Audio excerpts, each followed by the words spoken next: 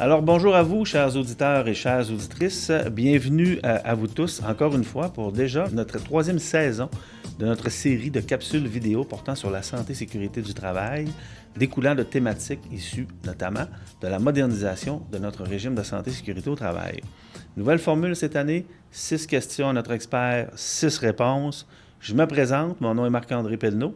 Je suis le directeur de la santé et sécurité du travail à la Fédération des chambres de commerce du Québec.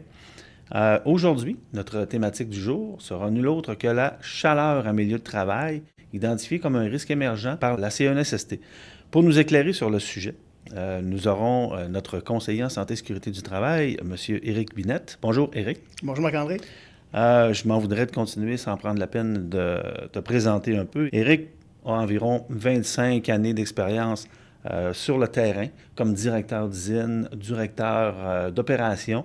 Donc, on peut dire qu'il connaît le tabac en matière de santé et sécurité du travail pour avoir été impliqué dans plusieurs mandats. Détenteur d'un diplôme à l'Université de Montréal en santé et sécurité du travail, très familier aussi avec les normes OSHA utilisées beaucoup dans les entreprises américaines, etc. Donc, je pense qu'on a la bonne personne pour nous éclairer sur notre thématique de la chaleur en milieu de travail. Alors, sans plus tarder, j'enchaînerai, Éric, avec la première question. Pourquoi, Éric, la chaleur est identifiée comme ce qu'on appelle un risque émergent au niveau de la planification de la CNESST? Si on regarde la température, les scientifiques sont clairs, la planète se réchauffe. Les milieux de travail se réchauffent aussi. Il y a une augmentation des événements météorologiques. On le voit partout, des inondations, des sécheresses, des problèmes de santé reliés à la chaleur. Si on y va dans le statistique, selon l'IRSST, entre 1950 et 1959, nous avions annuellement 9 journées annuelles de 30 degrés Celsius. En 2050, en prévision optimiste, nous devrions avoir 42 journées de 30 degrés et plus. Donc, c'est 4 fois plus, là. C'est 4 fois plus. Si on regarde sur 100 ans, c'est 33 jours annuels de plus par année de 30 degrés Celsius. Donc, c'est considérable. Non, c'est significatif, il n'y a pas de doute. Puis si on regarde des statistiques de la CNESST, entre 2012 et 2016, le coût de lésions reliées à la chaleur a coûté 1 milliard de dollars aux entreprises. Donc, c'est un phénomène qui est là pour rester, je pense. Et c'est significatif. On parle de risque émergent à la CNESST. Peux-tu nous éclairer sur, justement, c'est quoi un risque émergent? Puis, est-ce qu'il y en a d'autres ou c'est seulement celui-là? Mais le terme émergent le dit, c'est nouveau. On va parler de batterie au lithium, on va parler d'indice de qualité de l'air, la maladie de Lyme à travers ça, le télétravail et les véhicules électriques sont tous des nouveaux risques émergents. Intéressant, merci pour la liste. Donc, on comprend que la chaleur fait partie d'une longue liste de nouveaux risques qui sont identifiés par la Commission. Tout à fait. Si on parlait plus spécifiquement, Éric, des corps de métier qui sont les plus touchés par ce nouveau risque-là, la chaleur qui affecte grandement les milieux de travail, pourrais-tu nous en parler un peu plus en détail? C'est sûr que tout ce qui est travaux extérieurs avec le soleil, directement dans la nature, pas de protection.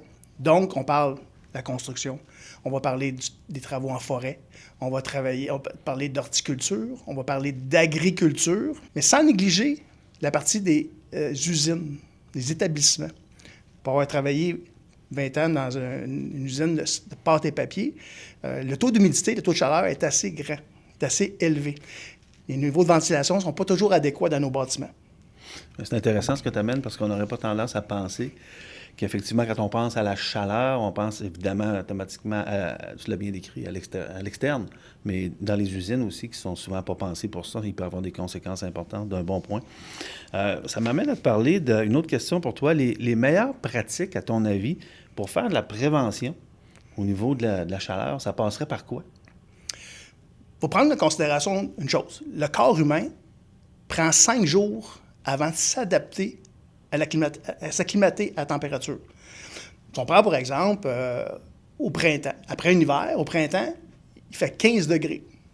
Moi, je sais très bien que 15 degrés, je vais faire du ski presque en chandail à manches courtes. Mais le même 15 degrés à l'automne, on a froid.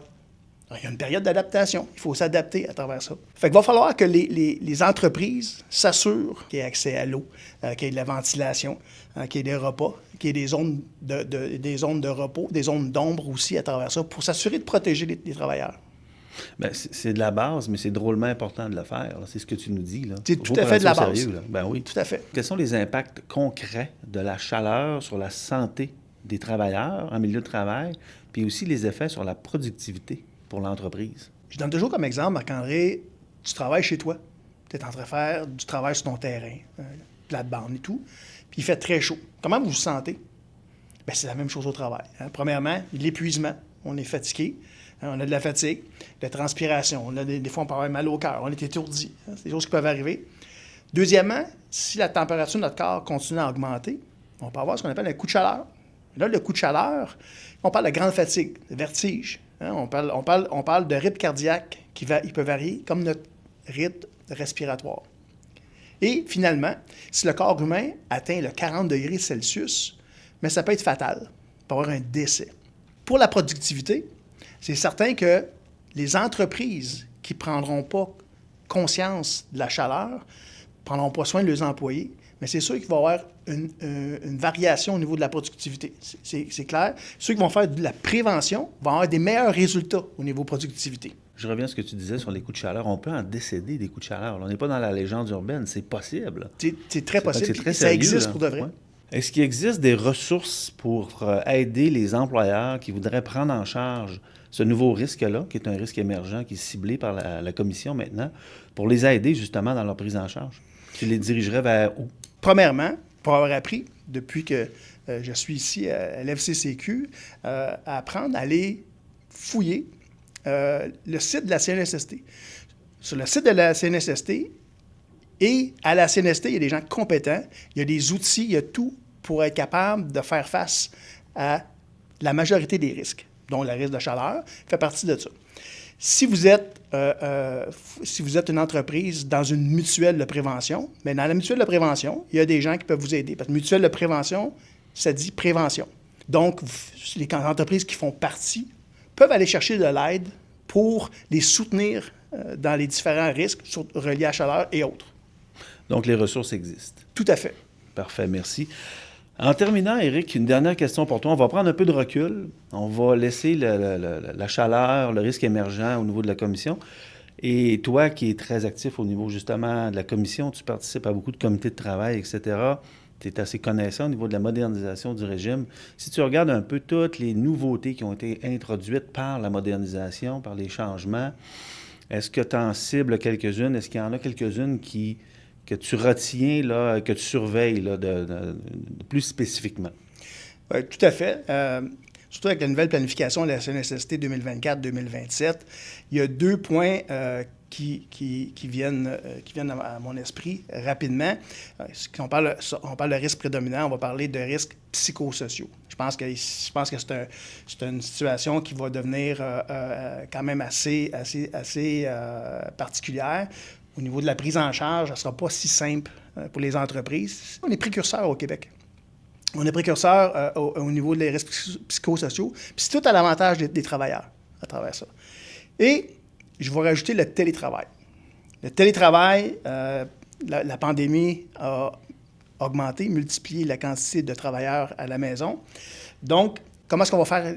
Une des bonnes questions que je me pose, c'est comment est-ce qu'on va faire une bonne prise en charge? Exemple, l'ergonomie. Comment est-ce qu'on va s'assurer que la personne qui est chez elle va être en mesure de bien suivre les règles ergonomiques? Ça, c'est le genre de questions que je me pose. Okay. C'est ce que je vois dans mon radar. Intéressant, intéressant. Donc, les risques psychosociaux, le télétravail, pour toi, ça t'interpelle un peu plus. Tout à fait. Bien, merci beaucoup. Écoute, c'est déjà tout, Éric. Il me reste à te remercier pour nous avoir éclairé sur la question de la chaleur, qui est devenue un risque émergent, donc on surveille de plus près au niveau de la commission. Merci beaucoup. Et il me reste à vous remercier, vous aussi, chers auditeurs et chères auditrices. Restez connectés avec nous pour d'autres capsules à venir au niveau de la vulgarisation de notre régime de santé et sécurité du travail. Merci beaucoup et bonne journée à vous.